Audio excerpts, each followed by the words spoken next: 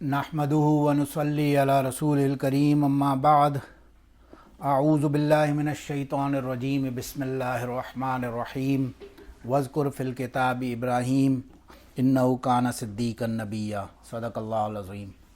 بسم اللہ الرحمن الرحیم۔ اللہم صلی علی محمد وعلی آل محمد کما صلیت علی ابراہیم وعلی آل ابراہیم انک حمید مجید۔ اللہم بارک علی محمد وعلی آل محمد کما بارکت علی ابراہیم وعلی آل ابراہیم انک حمید مجید۔ اللہ تبارک و تعالیٰ نے اس قرآن پاک میں ارشاد فرمایا وَاذْكُرْ فِي الْكِتَابِ ابراہیم، ابراہیم علیہ السلام کا تذکرہ کرو، انہ کان صدیقا نبیا، بہت ہی سچے نبی، صدیق فرمایا ان کے لیے خاص طور سے۔ اب یہ وہ نبی ہیں جن کا تعلق اگر آج ہم اپنی اس دنیا کے اندر دیکھتے ہیں، جتنے بھی میجر ادیان ہیں، ریلیجنز ہیں، مذاہب ہیں، جتنے بھی میجر بڑے، سب کا یہی کلیم ہے ہم دین ابراہیمی پر ہیں۔ جوز کہتے ہیں ہم دین ابراہیمی پر ہیں، کرسچنز کہتے ہیں ہم دین ابراہیمی پر ہیں، مسلمان کہتے ہیں we are on the religion of Ibrahim. تو سب کا جو کلیم ہے وہ یہی ہے کہ ہم ابراہیم علیہ السلام۔ تو ساری جتنے بھی آگے ہم دیکھیں گے اب انبیاء کی سٹوریز چلتی ہیں، اور قرآن پاک میں حدیث میں ہم نے پہلے جن انبیاء کا ذکر کیا ان میں سے بھی ہود اور صالح علیہ السلام سام کی نسل میں سے ہی تھے، اور یہ بھی سارے آگے جتنے بھی ہیں یہ سب سیمیٹک ریس کے اندر ہی انبیاء کا تذکرہ ہمیں زیادہ ملتا ہے۔ اور یہ اب وہ نبی ہیں جن کا اب تعلق اگر ہم دیکھیں گے تو تینوں مذاہب سے کس طرح سے آگے جا کے ڈائیورج ہوتے ہیں یہ سارے مذاہب۔ اب ابراہیم علیہ السلام وہیں عراق کے علاقے کینان جس کو کہا جاتا ہے، یہاں پہ کہیں آباد تھے، اور ان کی جو قوم تھی وہ شدید بت پرست، جو آئیڈل ورشپرز تھے وہ ان میں سے تھے۔ ہم نے اس دن روایت میں دیکھا ان کا جب شجر نسب ابراہیم علیہ السلام کے بعد ہم نے دیکھا اوپر ان کے والد کا نام تھا آزر، اور پھر بن ناحور بن عروہ بن شارق بن فالق بن عابر، عابر واز ہود علیہ السلام، ہود علیہ السلام کے غالباً 4-5 جنریشنز بعد کے یہ تھے، اور پھر ارفخشد بن سام، اور پھر نوح، تو وہی نسل میں سے ابراہیم علیہ السلام کا نام پتہ چلتا ہے۔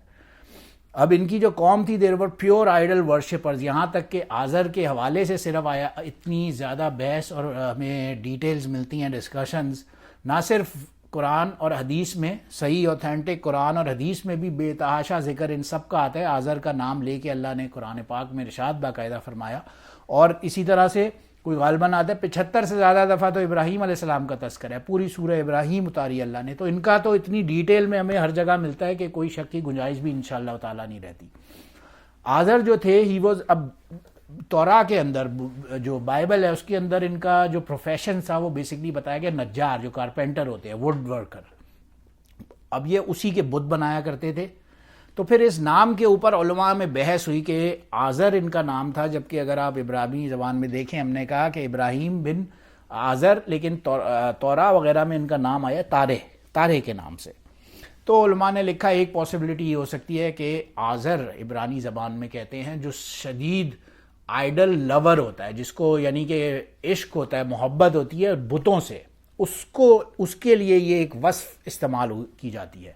تو علماء نے لکھا کہ آزر، اگر تارے جو تھا وہ اوریجنل نام تھا، ان کا اسمی نام تھا، اور آزر جو تھا گویا کہ ان کا وصف تھا، ان کی کیریکٹرسٹک تھی کہ یہ بتوں کا لور تھا، تو اس لیے ان کا نام آزر آیا۔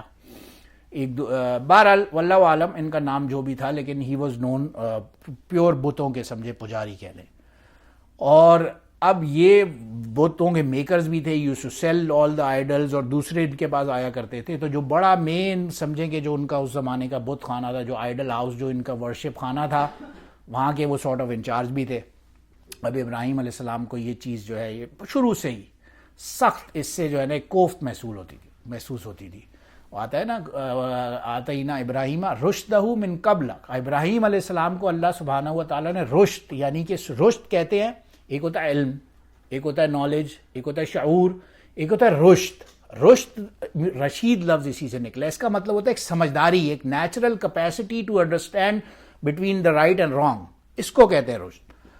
یہ اللہ نے انہیں شروع دن سے عطا فرمائی تھی۔ انہیں شدید نفرت تھی بتوں سے، آئیڈل سے۔ یہ اپنی قوم کو بار بار اپنے باپ سے ان کے تذکرے قرآن حدیث میں ہمیں بارہا ملتے ہیں، یہ ان سے کنورسیشن کرتے تھے کہ بتوں کو کیوں پوچھتے ہو، یہ تو تمہیں کچھ نہیں دے سکتے، خود ہی بناتے ہو خود ہی، واللہ عالم سیم سٹوری۔ اب ایک دن کیا ہوا، یہ اپنے اسی جگہ پہ موجود تھے، کوئی ایونٹ تھا بڑا کہیں پہ نا، ساری قوم جو سارے لوگ تھے اس علاقے کے وہ اس ایونٹ پہ جا رہے تھے. ابراہیم علیہ السلام نے ظاہر ہے ان کا تو اس سے کوئی تعلق نہیں تھا ان معاملات سے, انہوں نے کوئی بہانہ کیا کہ یار میری طبیعت سمجھے خراب ہے یا کچھ بھی, اور یہ وہیں پہ رہے. لیکن جب سب قوم چلی گئی تو انہوں نے سارے بتوں کو اٹھا کے نا توڑ کے اور اپنا جو فائنلی جو اوزار تھا, جو ویپن, جو بھی جس چیز سے ڈنڈے سے یا کلہاڑے سے توڑا ہوگا, وہ اس سب سے جو بڑا بت تھا ان کا اس کے اوپر ہینگ کر دیا اور وہاں سے چلے گئے. اب لوگ آئے واپس, انہوں نے کہا یہ کیا ہوا یہاں پہ, یہ سارے بت کس نے توڑے؟ تو انہوں نے کہا اس بڑے سے پوچھو, بل فعلہ ھذا, اس نے کیا ہوگا, اس بڑے سے پوچھو. تو انہوں نے کہا یہ کیسے بتائے گا؟ انہوں نے کہا جب یہ بتا ہی نہیں سکتا کہ یہ سب کس نے کیا ہے تو تم لوگ ان کی پوجا کیوں کرتے ہو؟ اینی ویز قوم نہیں مانی, نہیں سمجھی. کرتے اینی ہاؤ قوم ان کی دشمن ہو گئی. یہ وہاں سے کہیں باہر نکلے. اب یہ پہنچے کسی طرح سے بادشاہ کے دربار میں, جو نمرود اس وقت کا سب سے, ہسٹورینز نے لکھا ہے one of the most powerful kings میں سے نمرود کا نام آتا ہے. یہ اس وقت کا بادشاہ تھا. یہ اس کے دربار میں پہنچے. اس سے پہلے بلکہ ابراہیم علیہ السلام کا واقعہ ہے, قرآن پاک نے دوسرا بھی ارشاد فرمایا بڑا مزے کا, کہ ایک مرتبہ ابراہیم علیہ السلام ایسے ہی تشریف فرما تھے اور انہوں نے دیکھا, یہ چاند کو دیکھا انہوں نے کہا شاید یہ خدا ہوتا ہے. ظاہر ہے ایک نیچرل کیپیسٹی, رشد تھا, وہ نیچرل انسٹنکٹ تھی to find out the right but and wrong. تو اس میں انہوں نے کہا یہ چاند شاید جو ہے نا دس از گاڈ. بٹ بعد میں دن نکلا, دیکھا چاند تو غائب ہو گیا, سورج نکلا. انہوں نے کہا بھائی یہ چاند تو گاڈ نہیں ہو سکتا, اٹ وینشڈ. تو انہوں نے کہا نہیں یہ شاید پرابلی سورج گاڈ ہوگا. پھر دن ختم ہوا, سورج بھی غائب ہوا. انہوں نے کہا نہیں یہ بھی گاڈ نہیں ہو سکتا. My God has to be somebody who is beyond all this. اس کی پاورفل, اس کی جو میگنیفیسنس ہے وہ ان سب کی غائب ہونے اور اس سے بلند تر ہونی چاہیے. بڑی مزے کی زبردست دعا اللہ نے قرآن پاک میں ارشاد کیا بیان کی, الذی خلقنی فہو یہدین والذی هو یطعمنی ویسقین واذا مرضت فهو یشفین والذی یمیتنی ثم یحیین والذی اطمع ان یغفر لی خطیئتی یوم الدین ربی ہب لی حکما والحقنی بالصالحین واجعل لی لسانا صدق فی الاخرین الی آخر الدعاء. یہ اتنی زبردست الفاظ. یہاں پہ کیا فرمایا, واذا مرضت فهو یشفین. تو علماء نے لکھا ہے آپ جب ادب کا مقام اگر دیکھتے ہیں نا, اللہ تعالیٰ سے بھی ایک ہم کلام ہونے کا, ایک اللہ کا جو میگنیفیسنس ہے, جو اللہ کا جو مقام ہے, مرتبہ ہے, اس کا اپنا ایک معیار ہے.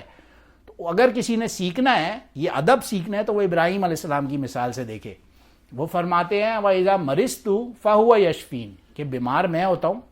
بیماری کی جو ڈائریکشن ہے وہ اللہ کی طرف نہیں کرتے, وہ کہتے ہیں کہ بیمار میں ہو جاتا ہوں, وَهُوَ يَشْفِينِ, اور وہ مجھے صحت یاب کرتا ہے, وہ مجھے صحت عطا فرماتا ہے. بہرحال یہ ان کے بارے میں. اب خیر وہ نمرود کے وہاں پہنچے. نمرود نے انہیں کہا کہ تمہارا یہی بحث کہ تم اپنی قوم والوں کو کیوں پریشان کر رہے ہو, ایٹسیٹرا ایٹسیٹرا. اور انہوں نے کہا کہ نہیں, تم دیکھو, تم مان جاؤ میری بات, ایک خدا ہے اسی کی عبادت کرو.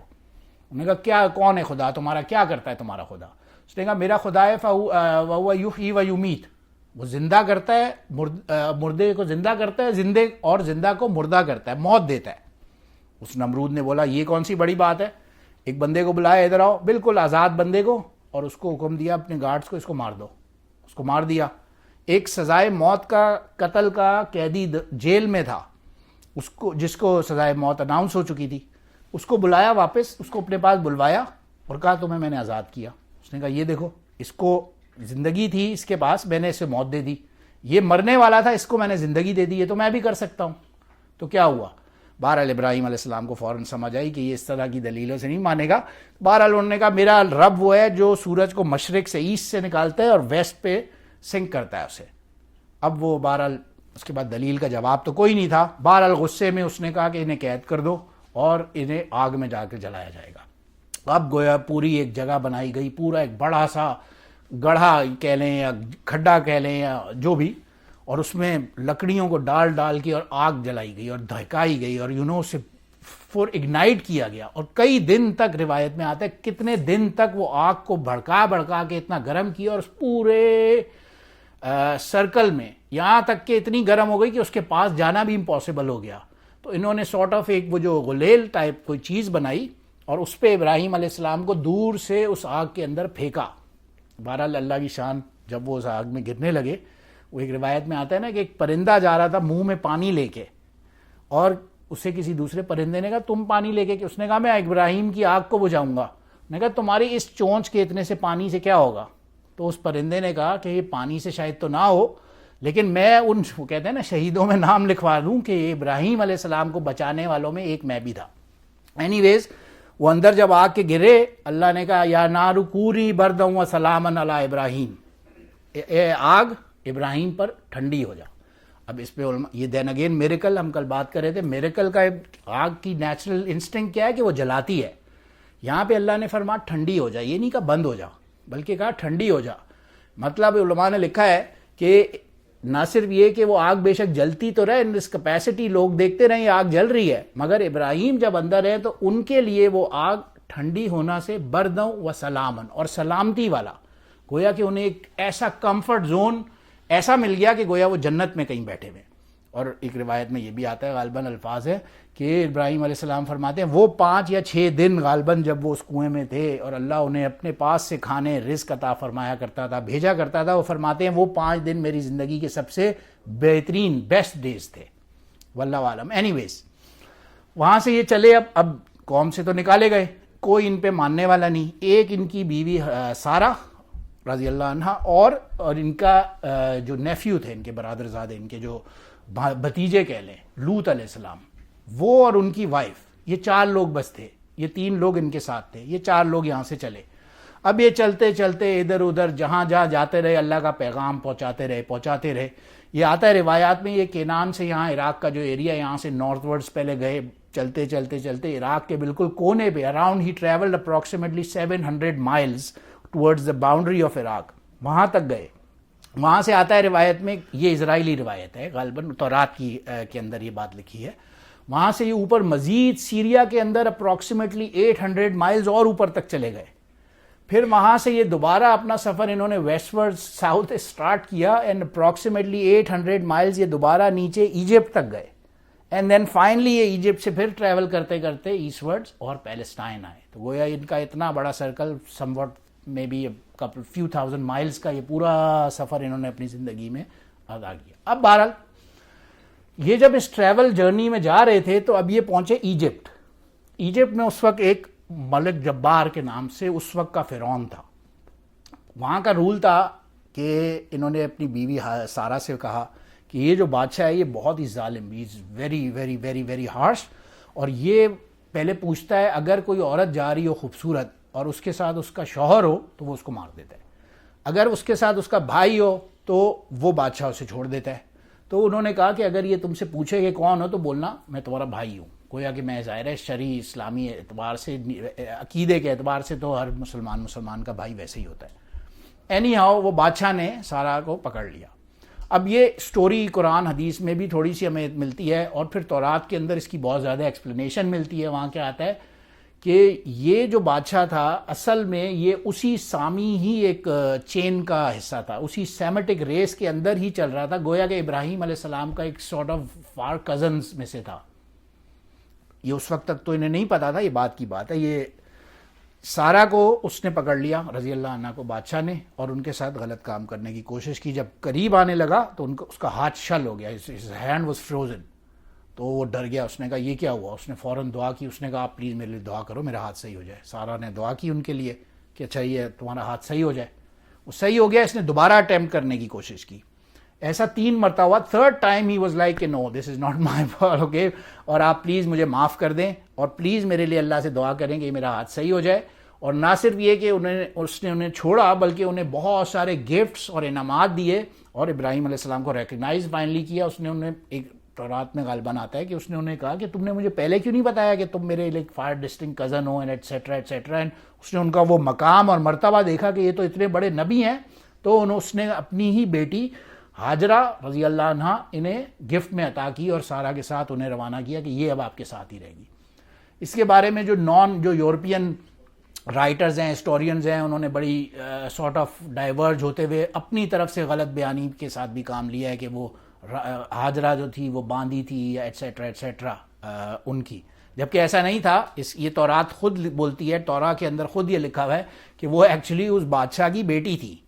تو بادشاہ کی بیٹی ہونا تو وہ سلیو تھی نہیں, وہ تو ایک آزاد وومن تھی, اور وہ تو اس نے ویسے ہی ابراہیم علیہ السلام کا مرتبہ مقام دیکھا تو اس نے کہا کہ میری بیٹی کے لیے یہ زیادہ بہتر ہے کہ اس لیول کے پائے کے نبی کے ساتھ وہ زندگی گزارے بجائے یہاں پہ بیٹھنے کے, تو اس لیے انہوں نے اس کے ساتھ کر دیا انہیں. اب ہاجرہ کا بھی ورڈ اگین دین اگین عبرانی میں آتا ہے, غالباً اس کا نام ہوتا ہے اجنبی ہونا, لائک بالکل ہر چیز سے, یا عربی زبان میں اس کا مطلب ہے دور ہونا. تو گویا یہ اپنے پھر ایجپٹ کو چھوڑ کے اور دور ہو گئیں اور اپنے ملک سے اور ان کے ساتھ فلسطین ٹریول کر کے چلی گئیں, تو اس وجہ سے ان کا نام آتا ہے کہ ہاجرہ تھا اور یا ہاجرہ پڑ گیا, یہ صفاتی نام تھا. اینی ویز پھر آگے چل کے ہم اگلے اسماعیل اور اسحاق اور ان کی سٹوریز میں انشاءاللہ دیکھیں گے کہ یہاں سے کیونکہ اب ایک خاندان نبوت سٹارٹ ہو رہا ہے, ابراہیم علیہ السلام, پھر اسماعیل, اسحاق, لوط, پھر یعقوب, پھر یوسف, پھر ان کے بھائی, یہ سارے انبیاء کی ایک چین چل رہی ہے. تو آنے والے دنوں میں انشاءاللہ ان سب پہ ہم بات کرتے ہیں. مگر بہرحال ابراہیم علیہ السلام کی ایج تقریباً رفلی کتابوں میں لکھا ہے کہ کوئی 87 سال کی تھی جب حضرت اسماعیل علیہ السلام پیدا ہوئے, اور آپ کی ایج تقریباً عمر مبارک غالباً 100 سال کے قریب لکھی ہے جب حضرت اسحاق علیہ السلام پیدا ہوئے. اور یہ جب واقعہ لکھا ہے علماء نے, یہ جو مصر کا واقعہ اس بادشاہ کے ساتھ, اس وقت بی بی سارہ علیہ السلام کی ایج اپروکسیمیٹلی 70 سال اس وقت بھی لکھی ہوئی ہے. بہرحال واللہ عالم, اللہ بہتر جانتے ہیں. تو ابراہیم علیہ السلام کے واقعات میں ابھی آگے بھی چل کے ہم دیکھیں گے اس طرح کے اتنے ایگزامپلز ہمیں ملتے ہیں, ان کی اتنی سٹوریز ہمیں ملیں گی. لوط علیہ السلام کے واقعات میں ابھی ہم دیکھتے ہیں آگے انشاءاللہ, کوشش کریں گے اسماعیل کے ساتھ, اسحاق کے ساتھ کیا کیا معاملات ہوئے. اللہ پاک ہمیں ان کے صحیح مرتبے اور مقام کو سمجھنے کی توفیق عطا فرمائے اور اس سے سیکھنے کی توفیق عطا فرمائے. وآخر دعوانا ان الحمدللہ رب العالمین. سبحان ربک رب العزت عما یصفون وسلام علی المرسلین والحمدللہ رب العالمین.